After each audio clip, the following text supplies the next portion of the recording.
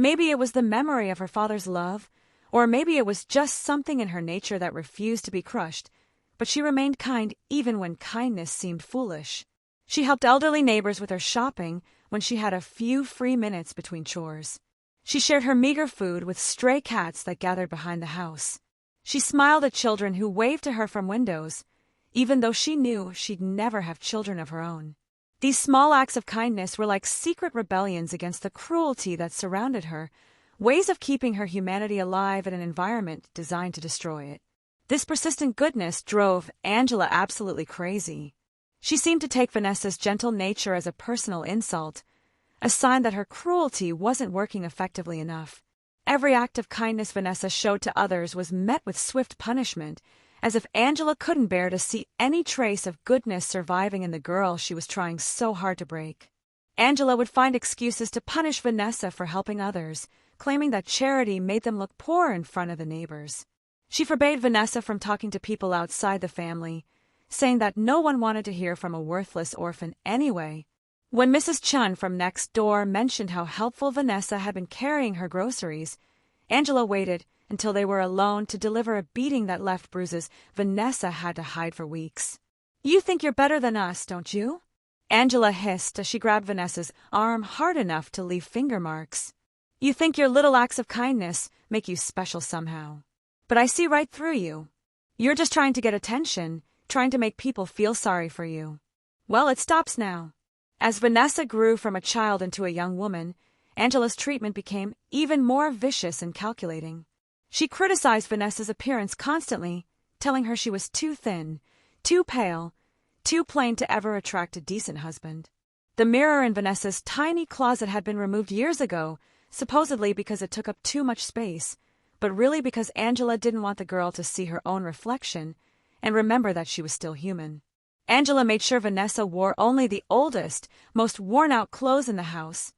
Faded dresses that had been mended so many times they were more patched than original fabric, shoes with holes that let in rain and snow, undergarments that were gray with age and constant washing. When neighbors commented on Vanessa's shabby appearance, Angela would sigh dramatically and explain how difficult it was to clothe an ungrateful orphan who destroyed everything she touched. "I buy her nice things," Angela would lie with practiced sincerity, "but she's so careless with them. Stains everything, tears the fabric, loses buttons. After a while, you realize it's just throwing money away to dress someone who doesn't appreciate quality." The truth was that Angela spent considerable money on clothes for Mira and Sandra, buying them the latest fashions and expensive accessories that they barely appreciated. They had closets full of dresses they'd worn once or twice before declaring them outdated, shoes that had cost more than most people earned in a week, jewelry that sparkled with real gems rather than the cheap imitations most girls their age wore. Vanessa was forbidden from using any beauty products or even looking in mirrors for too long when she cleaned them. Angela had convinced her that she was naturally ugly, that any attempt to improve her appearance would only draw attention to her flaws. "Don't get any ideas about yourself," Angela would say whenever she caught Vanessa taking care of her appearance. "You're not like my girls. You'll be lucky if anyone ever wants you at all." But despite Angela's efforts to hide it, Vanessa was growing into a beautiful young woman. Her years of hard work had given her a graceful strength that showed in the way she moved, and her kind nature created a glow that no amount of harsh treatment could completely extinguish. She had her father's warm brown eyes and her mother's delicate features, though she had no way of knowing this since all the family photographs had been hidden away after David's death. The neighbors had begun to notice, despite Angela's attempts to keep Vanessa hidden and downtrodden. Mrs. Patterson from across the street had mentioned to her friend how lovely David's daughter was becoming, how she had such beautiful eyes and such a sweet way of speaking to the elderly residents on their block. Mr. Rodriguez, who ran the corner grocery store, always smiled when Vanessa came in to buy supplies, commenting on her politeness and asking after her health with genuine concern. These interactions terrified Angela, who understood that Vanessa's natural beauty and goodness could attract attention that might interfere with her long-term plans. She began restricting Vanessa's trips outside the house, claiming that there was too much work to be done at home for her to waste time socializing with neighbors. "People talk," Angela would say when Vanessa asked why she couldn't walk to the market alone anymore. "They get ideas about families, about how children are raised. I won't have him gossiping about us because you can't keep your mouth shut around strangers. The isolation became another form of torture, cutting Vanessa off from the small kindnesses that had helped her survive the worst of Angela's cruelty. She was no longer allowed to help Mrs. Chun with her groceries or chat with Mr. Rodriguez about the weather. Even her interactions with the stray cats were monitored, with Angela threatening to poison any animal she caught Vanessa feeding. But Angela's real plan for Vanessa was worse than just keeping her as unpaid labor for the rest of her life. As Vanessa turned 16, Angela began talking about marriage in a way that made Vanessa's blood run cold. Not marriage to someone who might love and care for her, but marriage as a way to get rid of a burden while maybe making a small profit in the process. The conversation started casually, with Angela mentioning men in town who might be looking for wives. But Vanessa quickly realized that Angela wasn't considering normal men with decent jobs and kind hearts. She was looking at the desperate, the damaged, the men that no other family would consider suitable husbands for their daughters. "There's Mr. Peterson the butcher," Angela would muse while Vanessa served dinner to the family. "He's 65 and his last wife died under mysterious circumstances, but he has a steady income. His shop does well, and he owns his house outright. He might be interested in a young wife who could help with the business." Vanessa had seen Mr. Peterson around town, a massive man with scarred hands and a perpetual scowl who smelled of blood and raw meat. There were whispers about his previous wives, 3 women who had all died young under circumstances that made people uncomfortable. Some said he beat them. Others suggested darker possibilities that no one wanted to speak about directly. "Or maybe that drunk who lives behind the tavern," Angela would continue, as if she were discussing the weather rather than her stepdaughter's future. "Tommy Sullivan. He inherits his mother's house when she dies, assuming he doesn't drink himself to death first. A young wife might be just what he needs to straighten out his life." Tommy Sullivan was a pathetic figure who spent his days begging for drinks and his nights passed out in alleys. He was barely 30 but looked 50, with yellowed teeth and shaking hands that marked him as someone who hadn't been sober in years. The idea of being married to him, of having to care for him and submit to him as a husband, made Vanessa feel physically sick. Vanessa would listen to these conversations with growing horror, understanding that Angela was shopping her around like a piece of property to be sold to the highest bidder, or in this case, to anyone willing to take her off Angela's hands. The idea that she might have preferences or feelings about who she married never seemed to cross Angela's mind.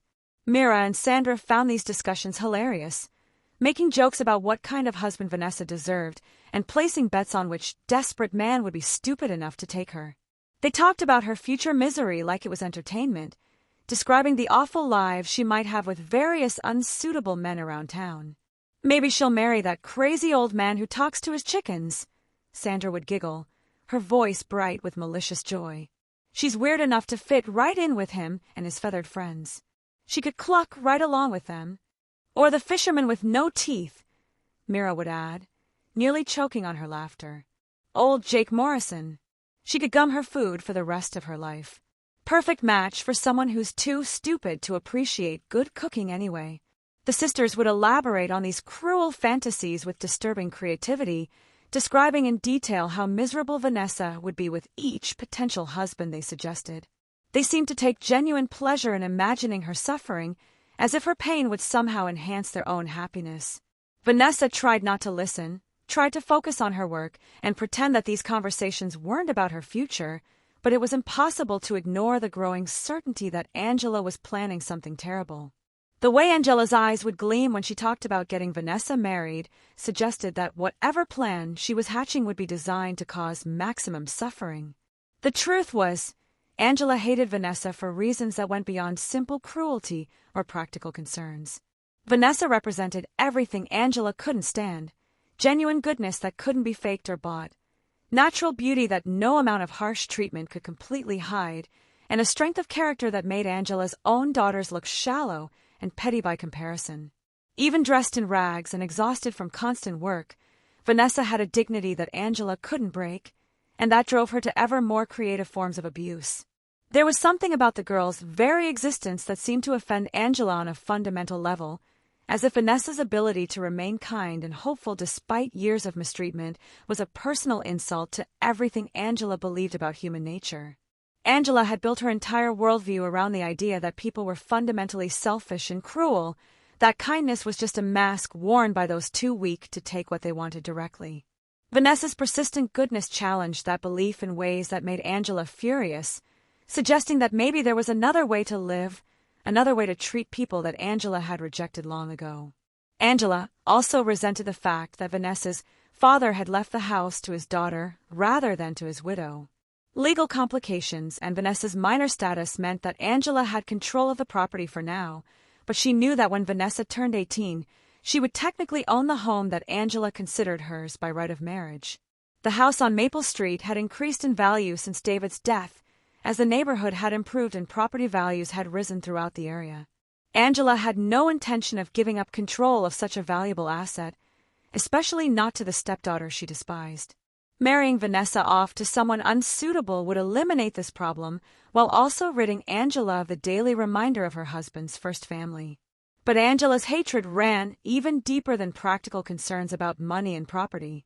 There was something about Vanessa's very presence that seemed to mock Angela's life choices, to suggest that there might have been better ways to live, kinder ways to treat people, more honorable paths through the challenges that life presented. Angela had chosen manipulation over honesty, cruelty over kindness, selfishness over generosity.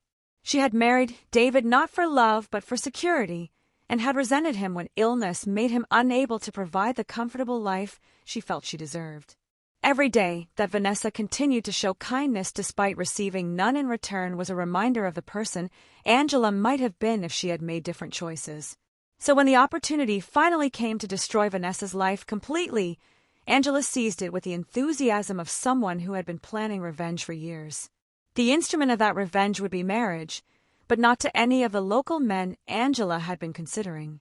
This would be something far more cruel, far more humiliating, and far more permanent than anything she had done to Vanessa before. The plan began to take shape when a stranger came to town, and Angela saw in him the perfect weapon to use against the stepdaughter she despised. The man appeared one morning at their front door, a figure that would have looked pathetic to most people but represented pure opportunity to Angela's calculating mind. He was tall but bent with what appeared to be premature aging, his clothes worn but clean, his face marked by what looked like years of hardship. Most notably, his eyes were clouded with blindness, and he carried a walking stick that he used to navigate the unfamiliar streets of their neighborhood. He introduced himself as Aim Cha, a beggar looking for work or charity, someone who had heard that there might be opportunities in their town for a man willing to work hard despite his disability. Angela's mind began working immediately, seeing possibilities that would have horrified any decent person. Here was a man with no family connections in town, no one to ask questions about his background or his treatment of a wife. He was blind, which meant he couldn't see Vanessa's beauty, and would have to rely on Angela's description of her character and value.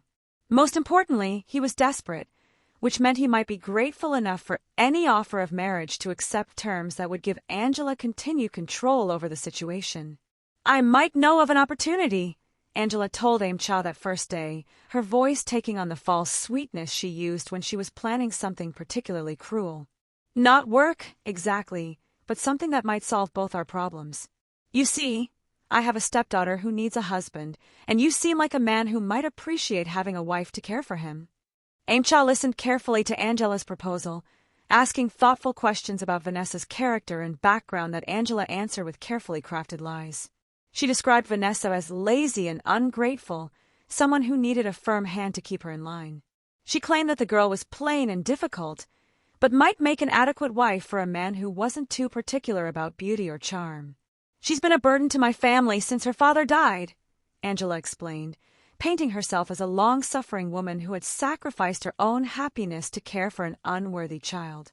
"I've tried to teach her proper behavior, but she's stubborn and willful. Perhaps a husband could succeed where I've failed." The arrangement Angela proposed was designed to benefit her in every possible way. Aim Cha would marry Vanessa and take responsibility for her care, removing her from Angela's household permanently. In exchange, Angela would provide a small dowry and help the couple establish themselves in a modest home on the outskirts of town, far enough away that Vanessa's situation wouldn't reflect poorly on Angela's reputation. What Angela didn't tell Aim Cha was that the dowry would come from selling